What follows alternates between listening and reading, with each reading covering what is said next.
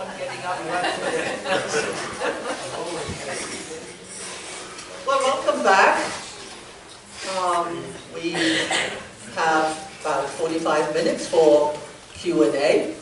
And let me start off by making a couple of comments. I want to thank both presenters for their very, very interesting remarks. I feel a bit overwhelmed, though, I must say. And maybe that is how the audience feels also.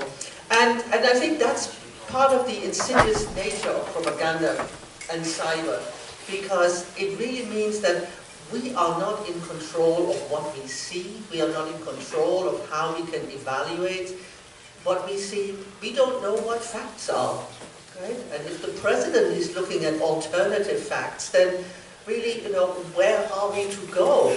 And I always thought reading 4 newspapers a day is plenty, but now I'm not so sure.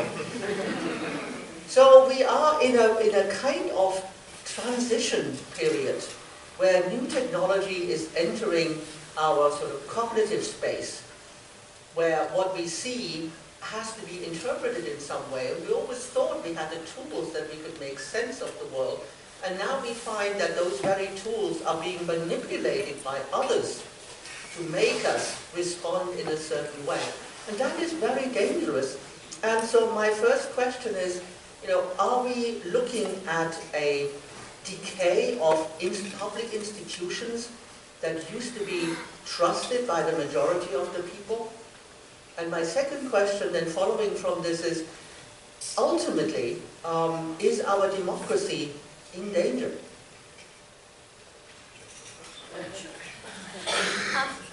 There's been some writing on this idea of confirmation bias. We have to keep running back and forth. There's been some writing on the idea of confirmation bias, the idea that people don't pick up the newspaper because they want to be educated about a situation, rather they want the newspaper to tell them that they're thinking about it correctly. So they kind of already know what they want to find. And the issue today, actually, speaking of kind of sinister things happening kind of behind the screen that we don't even know are happening, is actually with sort of the algorithms that Google uses when it shows you the news. Essentially, if you were to type in, Russian election meddling, and there were, 10 articles you could pick from, and you picked Fox, that in a sense would then send you down a particular path where it would show you more things that you were also likely to kind of like because you like the way that Fox is covering that story. So I think, in the future, some of the kind of ability to correct these tendencies, and the tendency isn't just confirmation bias, it's also polarization, right? That you and I could both type in Russian election meddling, and then we could go down 2 completely separate paths and arrive at 2 different sets of conclusions. So I think that we're going to end up having a lot more government regulation governing things like analytics. And what's interesting about this is I don't think that the people who originally made all these decisions about how you're going to see what you see when you go online, they all claim they had no idea of the power that they had. That Mark Zuckerberg, there's an interview with him in Wired magazine, where he says, yeah, at some point we noticed that a lot of people who were buying election advertising, were paying in rubles, or they had an address that was in Moscow, but we didn't really think that much about it. And essentially what he's saying is he had no idea he was a kingmaker, right? He had no idea that somehow or other the election could possibly depend on like a business decision that he made in his office. And the article in Wired magazine is fantastic because it says, he had 2 little kids, he wasn't getting a lot of sleep, and he was really busy. And for some reason, it just never sort of apparently clicked with him that this should be the #1 thing on your agenda because it's going to matter in history, right? And so, it says interesting things about how we think about, how you run a business and things like that, but it also suggests that at some point there's going to be a lot more regulation, but the problem with emerging technologies is the regulations are always sort of chasing the events, and I don't really know how we slow down sort of the march of technology. So, at the risk of trying to overwhelm, or maybe not trying to overwhelm, in line with Mary's comments, and then also go back to your question, are institutions seen as possibly being weakened? I think that's a great question, because the thing that I have, and I have to preface this by saying this is part of what I did as an American Studies. I was not a communications major. As a PhD focus, I was American Studies.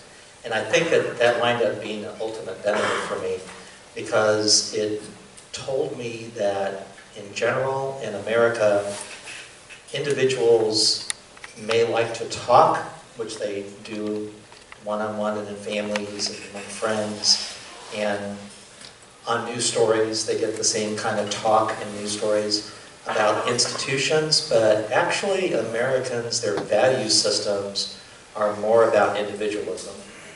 And there's a real dark side to that.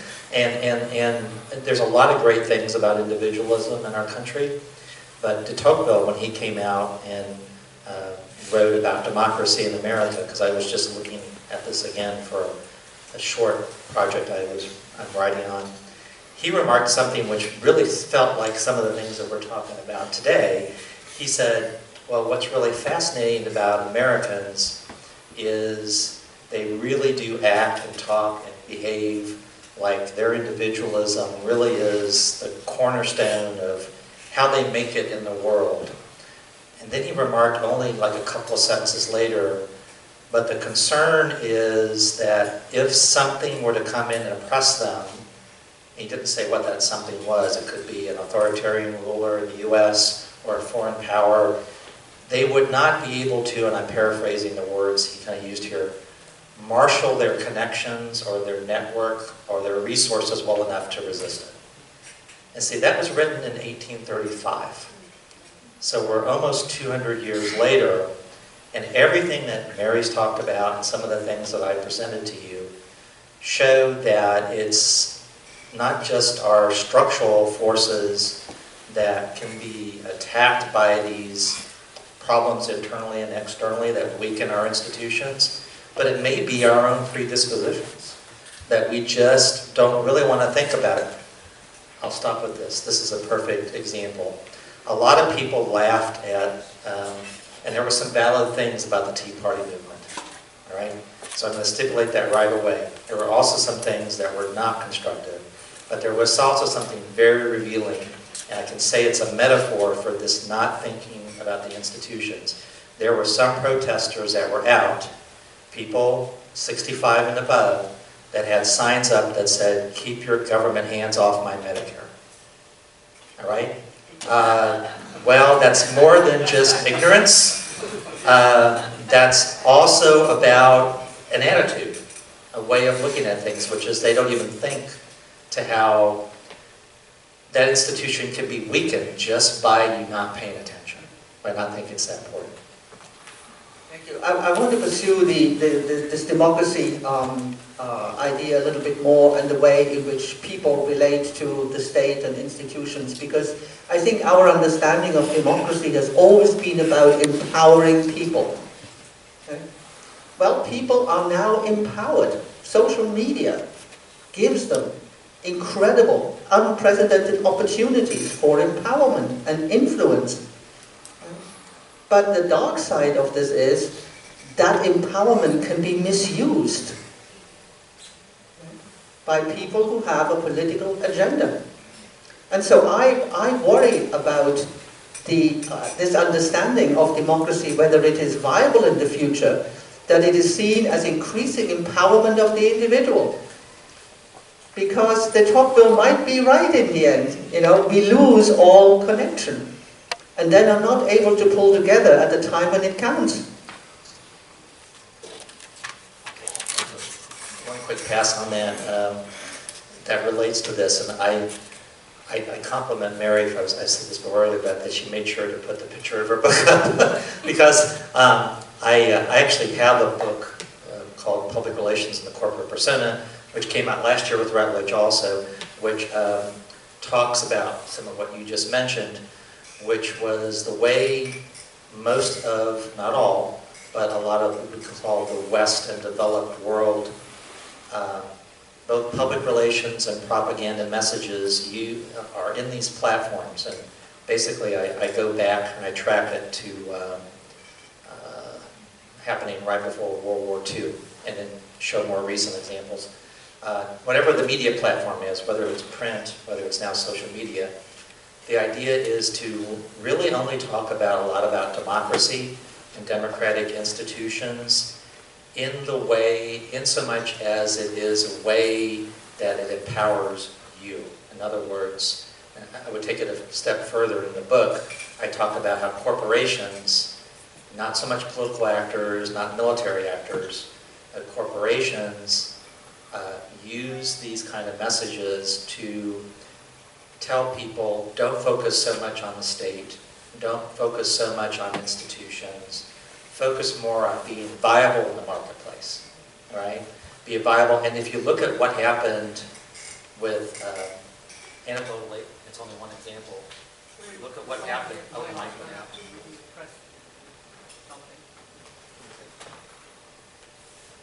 Giving it to me is probably not. I'm going to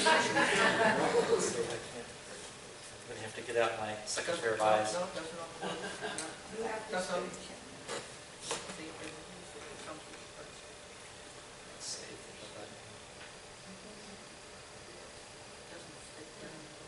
Hello, hello. Oh, I don't see a button. Looks like we lost our. Did we lose our sound person? Can you tell Hello, hello. anything? No, I I don't didn't see a button on I that don't unless see there's a a button. connection. So, okay, go ahead. We'll try.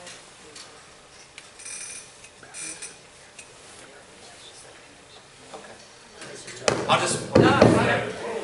Hit it. You have to get it. All technology to solution. Okay, to rise above it. As we were saying, it doesn't matter the technology. It matters the message. And there it went out again right there. Right? There we go. The thing is not so much, the technology is important, but the overall message is what's the most important institution is really you and where you are in the marketplace with we as corporations. And that's the message. And actually one of my favorite people, I'm going to do a plug for somebody else actually, who's not an academic. I don't know if any of you have ever heard of Dave Ramsey. He does a lot of personal financial consulting and on the radio, and that's how he's made his whole business, made primarily on radio. And one of the key phrases he uses all the time with people reflects a little bit of this thinking because he's a fervent capitalist.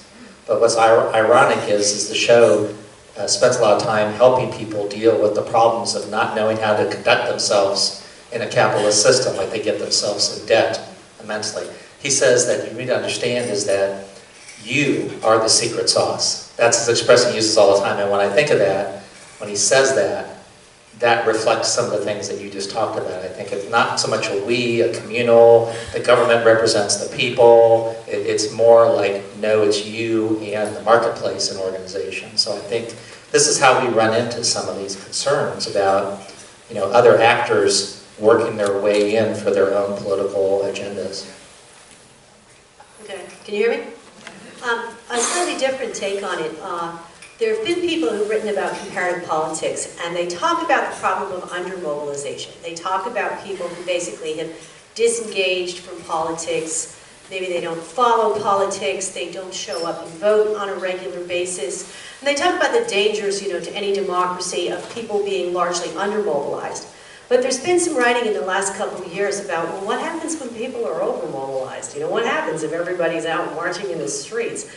And what concerns me about sort of the present moment, and I don't want to get too political here, but I would suggest that to some degree maybe people are mobilizing themselves because they've lost trust in their legislators or their institutions to do things on their behalf, right? And so they're like, well, I have to go out and do this thing myself because I don't think anyone else is going to do this. Back in the 1990s, I lived in Bulgaria, and I remember taking my kids out, for a walk in the park. I had 2 toddlers, and I had them in like a double stroller, and going someplace to change money. And when I went in there to change money, there were literally people carrying like suitcases full of cash, and most of them had their own private security with them. They had like 2 guys with like Uzis, standing next to them. And that to me is the mark of a failed state. When someone says, I need to arm, my teacher because I don't trust that the police are going to show up. I need to do it myself. That to me, I think is a really dangerous signal. It means I don't trust my institutions to protect me, right? I don't trust my police to protect me or whatever the case may be. And so that's the thing that concerns me about everybody sort of rising up. And yes, it's good to have a healthy democracy, but it's also possible to have a democracy characterized by over-mobilization, and that is actually not necessarily kind of the healthy thing that we might initially think it is. There is one more topic I want to address before we turn to the audience, and that is Russia. And my question may be more for Mary than for Burton. The United States has a history of seeing itself as a leader in technology, and that's undisputed.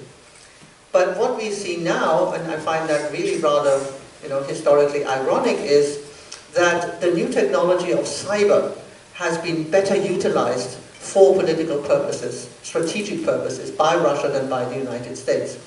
And it seems to fit into Russia's approach, and you've talked about that, a historic approach of sowing division, exploiting differences within countries, exaggerating those differences. Russia has a long, long Cold War history of that.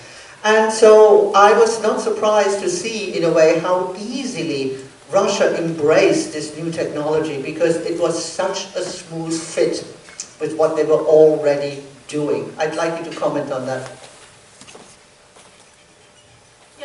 I feel like everyone in America needs to think more about something called the philosophy of technology.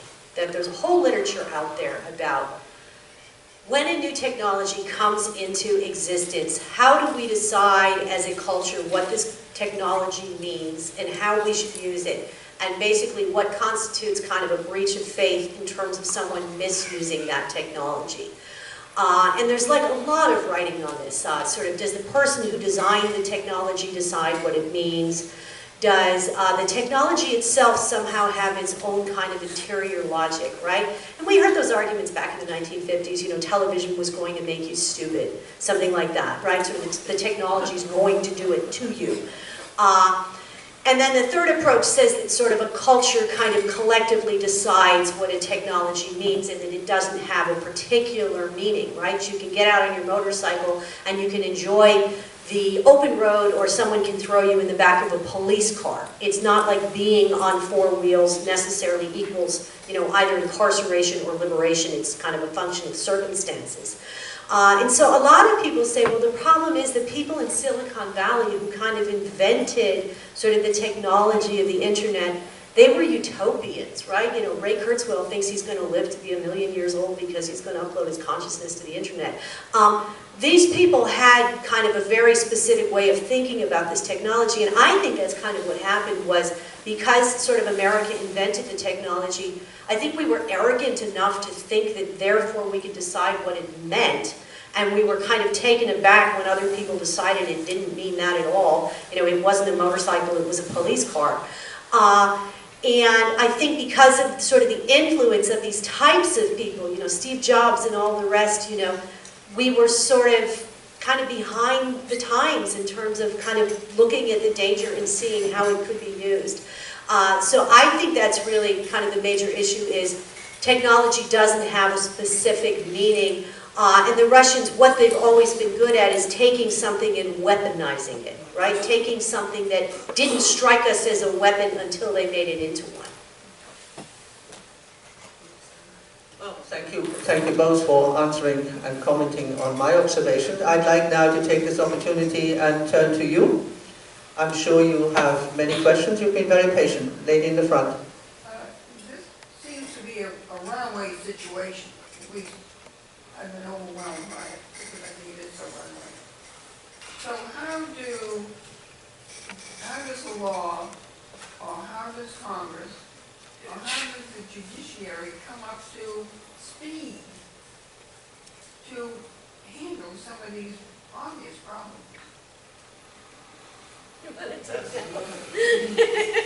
Well, if we're going to look at precedent, which is always important in the legal arena, and I'm not a legal expert, but I've been teaching some aspects of the law and media, at least in an overview sense with undergraduates. What we find is the law appears to mimic a lot of our cultural way of approaching changes in technology, which is, as Mary said earlier, there's kind of a utopian kind of view of, oh, look at this great technology, let's see what it can do. This great technology, let's see what it can do. And then we have to go through permutations of Congress and or the courts. Maybe it's the lamp. You seem to have a better force for this thing than I do. Getting the message? That's right. Maybe I should be quiet. Hello? All right. Maybe I should tighten this up even more so it won't cut out. So the idea is that in the past we've seen that it takes too long. Here, you hold it. For Congress especially to decide it's going to do something. Say, for example, in the 1910s and 20s and 30s, we had the industries of radio and television that were constantly trying to put out their information, and we had all sorts of bandwidth problems. So you would have the courts making decisions at some time, and then Congress coming back every 4, 5, 6 years later and passing another law to deal with it. Unfortunately, I think that's what we're going to see happen. I agree with Mary that I think what's going to happen is the first area that you can take advantage of this is you look at who are the big elephants in the room and you can't ignore them anymore. Facebook, Twitter, Google, YouTube. What are they doing? They're becoming news media purveyors. And so at some stage, the FCC is going to get pressure. It likely won't come from if the White House stays Republican. I have a hard time thinking it will, but the Congress can change. And it looks like projections are a part of it. Likely will shift some and will continue. So I think we're going to see court cases and or Congress pressure to put some laws in place. What do you think? See? I don't know if it's going to Look work at or that. not. Nope. No?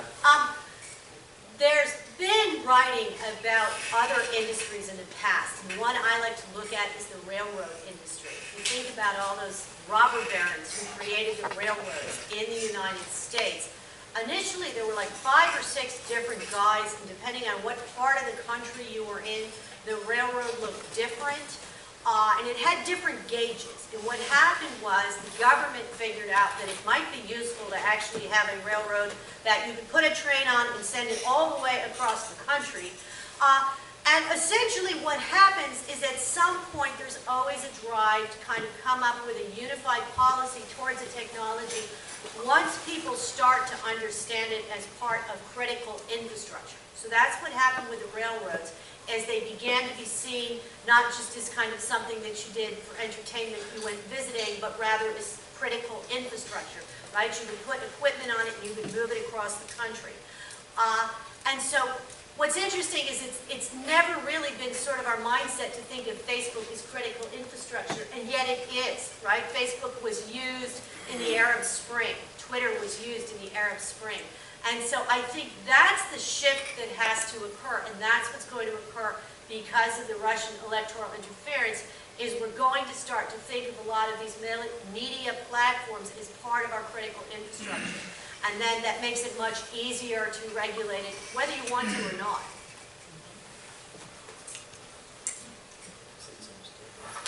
Time for another question? Had such a good conversation. Yeah.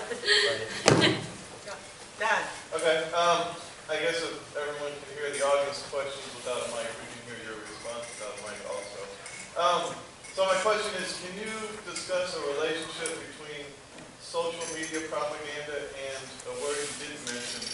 tribalism that may fit in between or be synonymous with confirmation bias and selection bias and extremism. But as I understand tribalism, it's the notion that despite objective evidence that is presented to you, you will retreat to your ideological comfort group anyway. And can you discuss the relationship between social media propaganda and tribalism?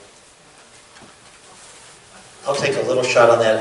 I'm not extensively a researcher on social media, but the tribalism aspect I definitely see as a core aspect of how mass persuaders understand trying to reach people. Edward Bernays is considered to be the first person to have taught a public relations class at a university. He did so in 1923. He was a public relations firm owner. He had his experience in World War I in understanding how to split out some audiences or basically look at tribal influences. And he really started writing about this. The first real book on public relations was in 1923, the same year he was teaching a course. It was at NYU, I believe. And he basically talked about the idea of using whatever technology was available to reach in to clusters of people within the wider mass and appeal to a sense of whatever emotionally can work. So a lot of that appealing to values, appealing to things that they have aspirations for. The idea was, his take on it was, if you kind of leave those tribes where they are, they have a tendency really to become inert. And his thinking was the best thing to do was to find ways to reach them with messages and symbols to stoke them to move in a certain direction. So this is based not only on his writings and research, but other people in the late 19th century, early 20th century, who, instead of using the word tribe, which he was a little more refined at, they would talk about mass crowds. And that mass crowds are basically kind of thoughtless, they're not really contemplative, and you could manipulate them and move them. So I think one way I can answer what you're saying is, though the technology is different and it allows you to self-select more cleanly into your tribes, the mass persuaders, whether they're trolls, corporations, governments, what have you, now can also use that, right, to select more carefully your tribe and then try to push away to get you to move. Because if you don't move, it's one thing to be in a tribe, but you really don't get polarization unless you move in a direction, right? You got to move somewhere while other people are in another direction. So this seems to be some of the things that are happening now. Some of the writing on the new tribalism in the United States suggests that it's not kind of only online. There's actually a geographic basis. And they basically come up with these weird rules. They've said that if you live in a zip code where you have a certain number of Cracker Barrels, you will not have a Whole Foods. And so they're kind of saying that people are sort of geographically kind of sorting themselves into particular groups as well. So what the media then is doing is it's just kind of finding you and amplifying you, maybe mobilizing you, but it's not creating these groups. It's just reflecting groups that already exist. And at some point, someone sent me a link to, have you seen this? It's a program where they can tell you what advertisers think you are. Well, I made my kids do Kumon and Suzuki violin, so the internet thinks we're Asian. So it's not always actually accurate. I think one thing that we can do to kind of go beyond that tribalism is to kind of expose ourselves to, don't completely customize your environment even though it's tempting. You know, force yourself to follow some people on Twitter that you don't agree with. Force yourself to follow some people on Facebook that you don't agree with. Sort of open the windows and make sure that you're seeing both sides. I think it's kind of disgraceful the way that every year, right before Thanksgiving, the media puts those stories in the news about, you know, here's how to talk to your crazy uncle who voted for Trump. And what they're doing is they're saying there's no reason you would ever want to talk to someone who doesn't think the way that you do, right? You know, in the statistics that, certainly not in Hampton Roads, but in many parts of the country, large numbers of people say they've never met anyone who served in the military. You know, and those are the kinds of things that we personally can kind of make sure we go beyond, right? We can kind of attempt not to sort ourselves into those tribes, and I think it's important. Any, yeah, question right there? This may be a slight change of focus from the other questions, but I wonder if either of you can comment on what budding journalists are being taught in school. I found myself very frustrated with the media during the primary season leading up to the last election. As a lawyer, I'm a trial lawyer, I'm taught that I can only ask my own witnesses leading direct questions, who, what, where, when, how. But when I want to confront an opposing witness, I can lead him. I feel all of these journalists are leading, and we never get the who, what, when, or how. And the journalists, as much as anybody, want to avoid the issues. I have no idea what the answer is. It's really, okay, I can point to maybe one major thing that causes this kind of aggravation. We all have this aggravation about what's going on with the news media. And let's go with where most people say, if you remember the chart, it says where they get their news. And this is true for millennials when they say they get news off of their phones or off their laptop or tablet. They're doing what a lot of us do according to the data. They're watching TV news. They're just watching it in a different way. They're watching segments, they're watching it at their own disposal, what have you.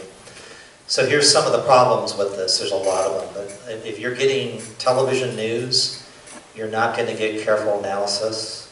You're going to run mostly the risk of seeing 2 to 2.5 minute stories at the most. The who, what, where, when, and why, and the data, that's still important, but it's not as important as the images, and it's not as important as having people on who can make for a good soundbite or make a good visual angle. So if this is where most of us are getting the news, then we're going to be frustrated when we want to really know, why is this weird story going around that may have been a troll that started this going. And I have to say that it's not much better what I understand that people are doing in journalism schools, because I've talked to some of the individuals that run the programs. When a new journalist comes in, normally what they do, most schools, if they don't have, and some of the larger ones have a TV station and they can practice a real broadcast that they can put out, but a lot of them don't. At a bare minimum, what they have is they have a newspaper of some type, and what they're doing in the entry-level classes is not necessarily in a first class you walk into to start doing reporting. They're not necessarily spending time with these 20, 21-year-olds at best, telling them, here's how you think about how to do journalism, how you're delivering a product that is useful to people. What they do is they say, you need to go find, here's a story lead, go do this, go run out, get the basics, and also get video and get images on your smartphone, because then you got to make sure to run back, write it up really fast, because you got to replicate this, because this is what's happening in newsrooms. And so you have no time to, some people that are journalists that are more experienced in this are putting out 4 to 5 stories a day easily in some newsrooms. There's no way that they can provide the kind of insights, carefully articulated and verified information. It's not a good trend right now. Yes, in the back there? To what degree does the continued concentration into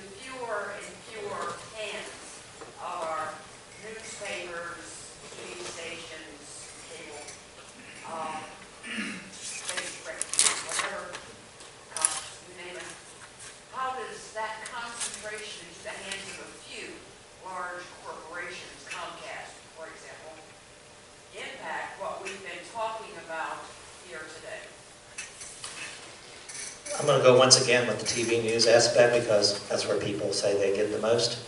What you wind up happening is you will have fewer stories about pressing issues in your community, and beyond that, you will not have reporters who are going to know enough about pressing issues to go out in advance and start shaking the trees and find out what's happening. Here's the classic example, which I'm sure most people here know about and will go, my gosh, okay, the tolls at the downtown and midtown tunnels, all right?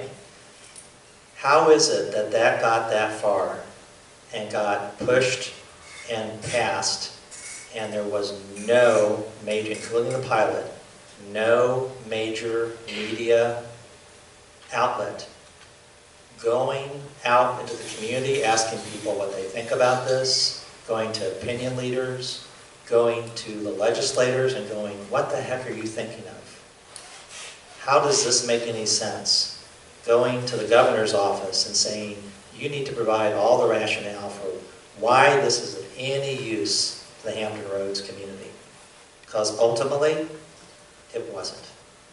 And what it did is it obviously was there as a very good profit-making enterprise for one major organization in particular, all right? So that kind of thing, by the time I noticed it, and I'm a religious reader of the paper, it was at that time. I know for a fact, I did not see the pilot start covering that story in any depth until that whole thing was proposed and just about ready to go through. And then they started running stories about how people in Portsmouth were angry about it. Well, that's a little late, you know, about the whole thing. So you can't get a better example for you know, how this kind of thing not only affects people, the issues in their community, but even their pocketbook issues. You know, how this is very important.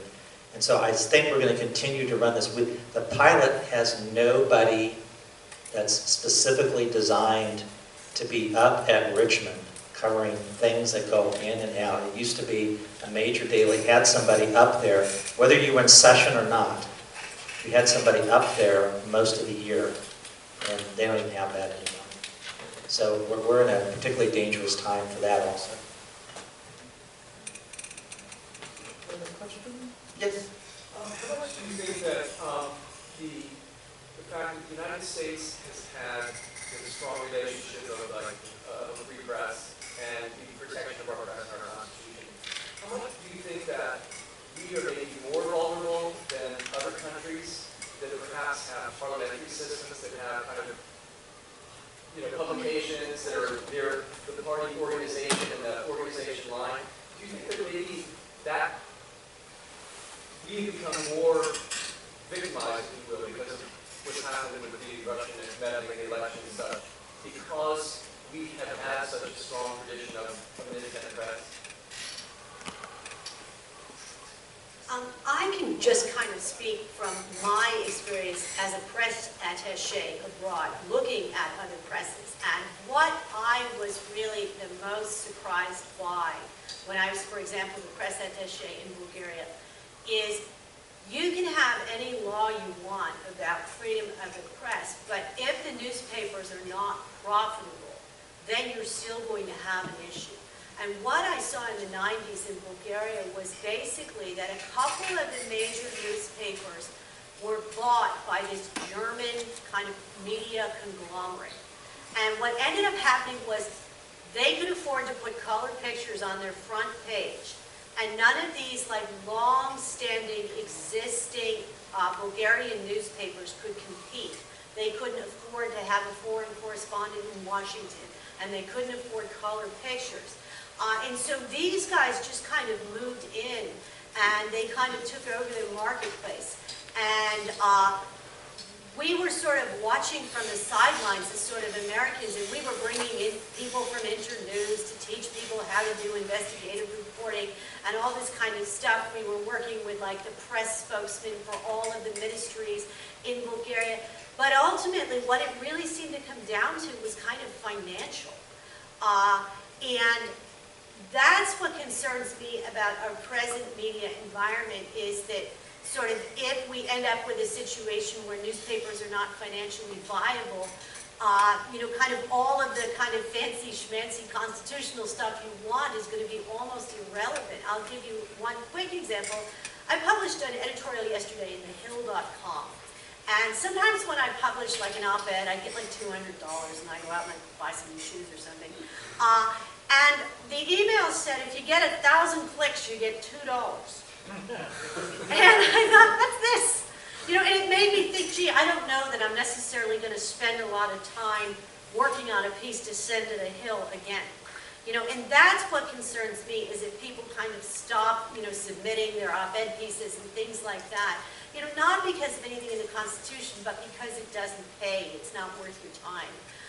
So that's kind of my take on it, is, and I thought your point was interesting, maybe we need to have like the BBC or something, maybe it needs to be taxpayer funded, because I think ultimately, and then I think one other point is that many of these sources that we look to for our news, like whether it's Facebook or Twitter or something like that, we tend to think that because they were created or owned by Americans and they exist in the United States, that that's an American news source. But the rest of the world kind of thinks of that as an international news source, right? And so that's what's interesting, I think, with globalization and everything at present, is that I know that, like in my news feed on Facebook, I like The Guardian, which is British. I read The Guardian. I read some other sources. And so, sort of, I think consumers are going to find themselves informing themselves from a variety of different sources. And then it gets really complicated if, it depends on whether or not a newspaper is financially viable, in France or something, for us to get accurate news. I was just going to add, because you finished on a more positive note than my last couple of answers.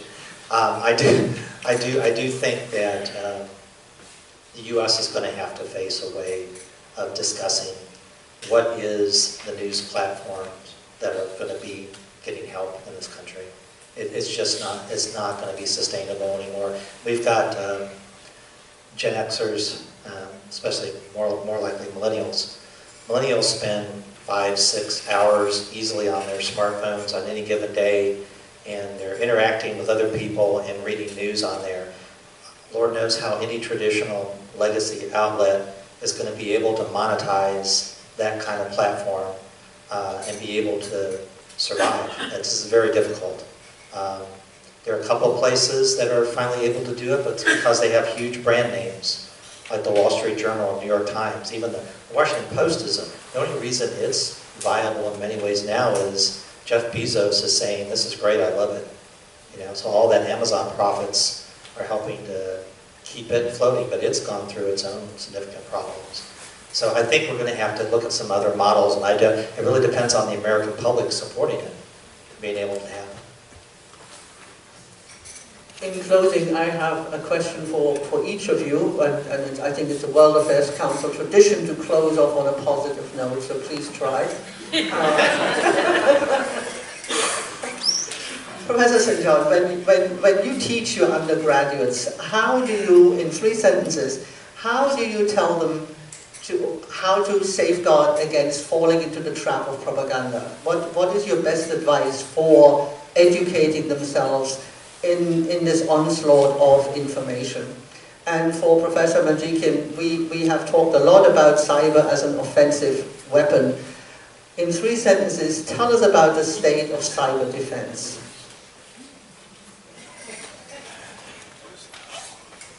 So in 3 sentences, what I try to instruct students about is when you look at a message source, because I teach a lot of PR students, so this is like backward engineering, what I would tell them if they're doing messaging, is know what your tribe is, basically. We've had that discussion here.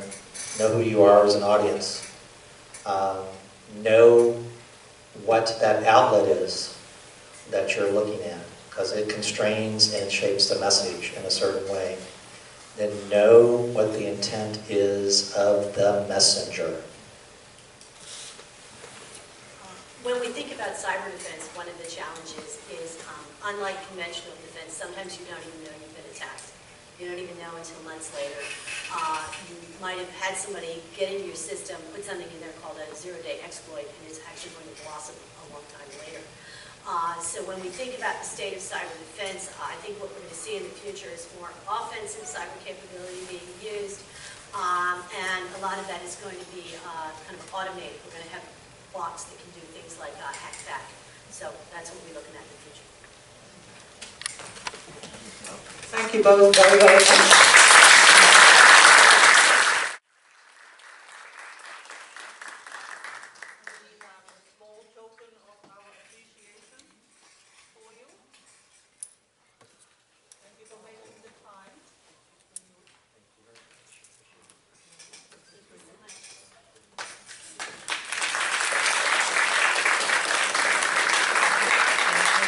So today is our penultimate Great Decision session.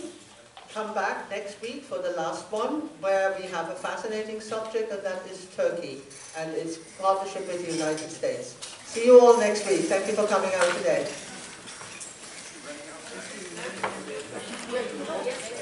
Pardon me?